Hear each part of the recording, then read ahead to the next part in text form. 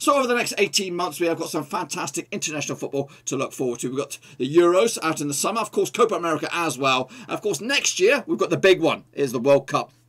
But before all that, we've got to get there first. Today, we're going to do my early door picks for the World Cup qualifying campaign for Europe. And today, it's all about Group E.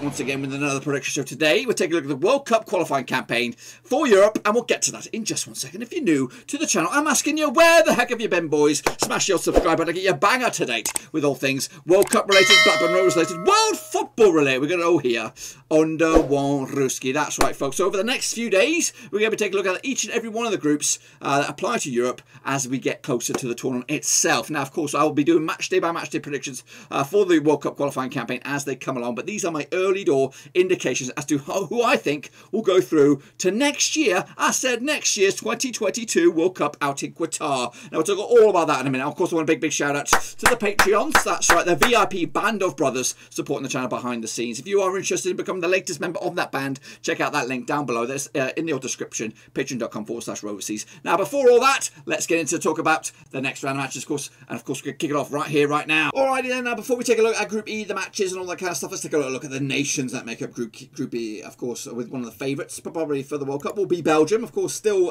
churning out players after players, quality players at the moment. Roberto Martinez as the manager at the moment, and of course they are ranked the dizzy height of #1 in the world as of recording, of course. So they are the team to beat, the nation to beat. Of course, joining them will be Wales. That's right. Managed by Ryan Giggs. They were currently ranked 18th. They were the highest rank of 8th back in October 2015. And they'll be one of the two or three sides that'll be competing for the runners-up spot. I think Belgium have nailed on this one. The other team I would think would be the Czech Republic, managed by Jaroslav Ševeřovič. They're currently ranked 42 in the world. They were once ranked the dizziest height of 2nd as early or as recent as 2006. It's been a while though.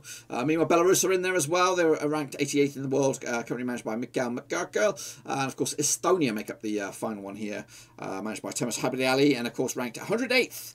They were once ranked 47th. Back in 2012. Here we go then. Of course, take a look at these matches, which will span from the month of March all the way through to November, all in this year. We're going to find out in a bit of a cluster here. The games come in thick and fast, of course, in rows of 3, it looks like, pretty much. But anyway, we're kicking it all off with the big one, of course, for Wales anyway, up against Belgium, in Belgium on the match day #1, 24th of March. I do anticipate an easy win for Belgium on this one, 3-0 to open up a statement of intent, really, to show, you know what, we're in this, and we're going to breeze through this, and of course flex our muscles along the way. 3-0 win for Belgium, comfortably at match day #1, get themselves moving the chains. Estonia up against Czech Republic, big, difficult, awkward kind of away game for Czech Republic, and hopefully for them they'll get the 2-1 win over Estonia to get the 3 points, and of course keep up the heat with Belgium. Kicking off further though, Belarus will take on Estonia in match #2 just a couple of days later. Of course on the 27th of March, Belarus will be looking to get something out of this one. I think it's a tight one, this one. I've given Belarus the win on this one, 2-1,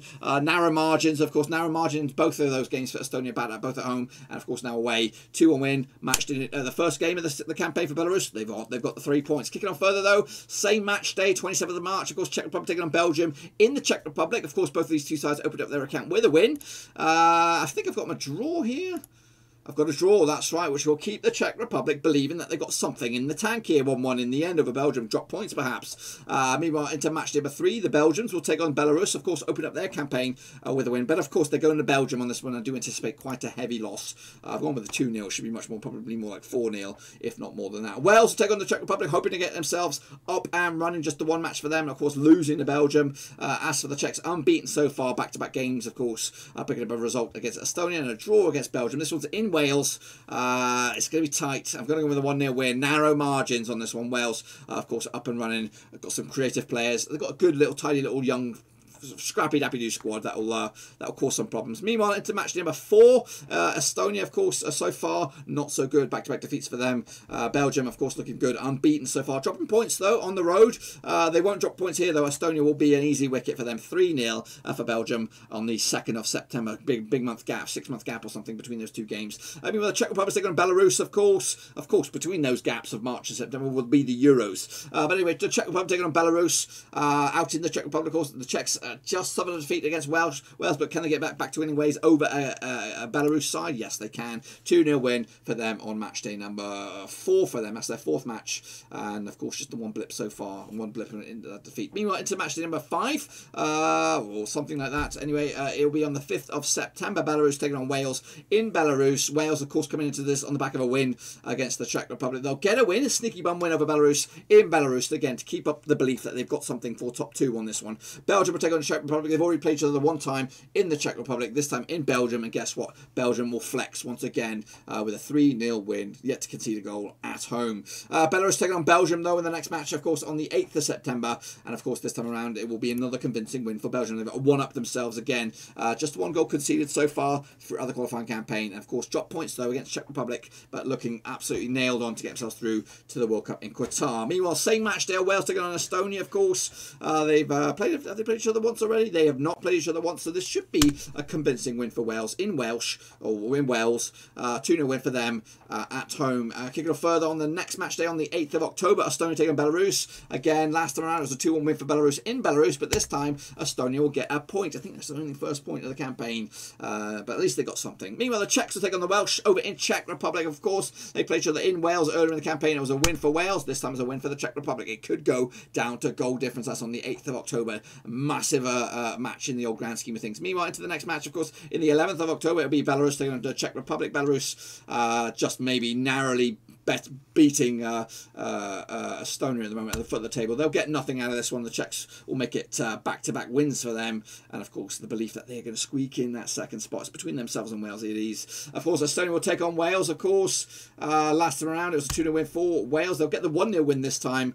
and again Wales are right on the curtails of the Czechs. Meanwhile, into the 13th of November, heading into the penultimate matches here. Belgium kicking on forward, of course, with a convincing win again, 3-0 at home in Belgium, again beating Estonia, again looking very, very good, and again yet conceding a goal at home. Wales will take on Belarus, and again must win for them. They'll get the W, 2-0, again keeping the pressure on the Czechs. And then of course that's on the 13th of November. Into the final match here, the Czechs will take on Estonia. The Czechs will get with a 1-0 win to put themselves 3 points in the bag, and of course a guessing game between themselves and Wales, so who got 2nd dibs on this one. I think the Czech Republic Belgium game is where it all lies, because as you can see in the final game, I've got Wales losing to Belgium, and I think that point that the Czechs picked up against Belgium will be enough for them to squeak in the back door. Let's take a look at it. Of course, here we go. Of course, Group E coming at you in 5th will be Estonia, just the 1 point on the board for them.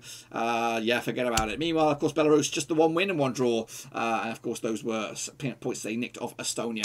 Into 3rd it is Wales. Unfortunately, 3 defeats on the board for them is not good enough, as the Czechs beat them by the 1 point to get to the next round, of course. But one team that's going to Qatar will be Belgium. Nailed on. 7 wins, 1 draw, of course. But that's what I think. Of course, be sure to get your own picks in nice and early down below, and we'll do it all again, of course, for Group F tomorrow. But what about the bookies? Of course, they've got Estonia coming at you at 200 to 1 to win this group. Belarus are 150 to 1. Wales are 6 to 1. Level with the Czechs, 6 to 1. And of course, Belgium 7 to 1 on. Nailed on to qualify for this group. Again, get your picks in nice and early for this, and we'll do it all again very, very soon, of course, for Group F. That's pretty much all I've got for you today, folks. Hopefully you enjoyed the video. If you did, smash the old thumbs up. But if you're new, smash your subscribe button. Get your bang out today with all things Blackburn Rovers related, World Cup related, World Football related. We're going to go here under one roof. And once again, I want to reiterate that I will be covering each and every one of the World Cup qualifying campaign matches for Europe as we get closer to them. So make sure you track back for that. So make sure you smash the subscribe, smash the little bell as well, so you don't miss a beat. And of course, we'll be covering the World Cup when it comes back around, of course, next season. Hopefully you enjoy this one. Please check out the links down below. I'm on Twitter, I'm on Facebook. And again, if you want to support the channel in another way, you could become the latest member of the band in the old patreon.com/Rocease. That's the link down there. Check it all out. But until then, hopefully your team and your country makes it through to the World Cup. But if not, support the next best thing. Anyway, until then though, I'll see you all next time. Smash the thumbs up, smash subscribe. Till then, I'm out.